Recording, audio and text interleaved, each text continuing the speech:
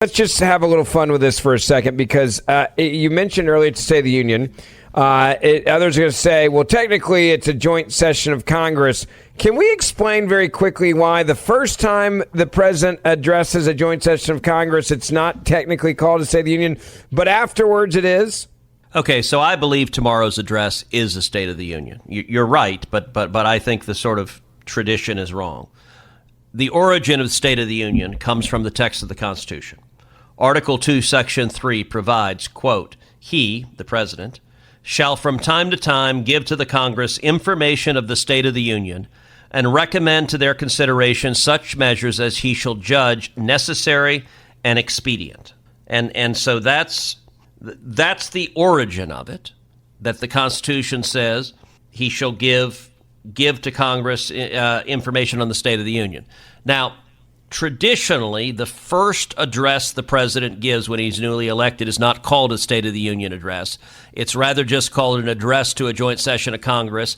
And traditionally, the first State of the Union is the second address he gives. So a year from now, that will be called a State of the Union. In my view, the plain text of the Constitution is if the president's giving Congress his views on the State of the Union, it's a State of the Union address. And so I think the tradition is wrong. Now, it's interesting if you go and look at the history of it. Initially, it started in writing.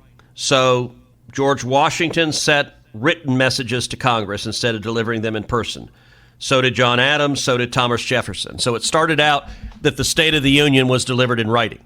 Then Woodrow Wilson, in 1913, delivered his message in person, and Franklin Roosevelt did the same. The first radio broadcast of the State of the Union was in 1923, and the first televised address was in 1947. And it wasn't until 1965, which was not really that long ago, that President Johnson began delivering the address in prime time.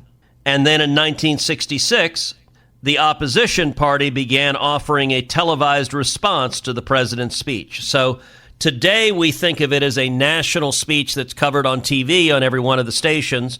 It didn't start out that way, but tomorrow we're going to see exactly that, a national speech given to the country, given to a joint session of Congress. I'll be sitting there on the floor of the House listening to it, and as will millions of people across America and all across the world.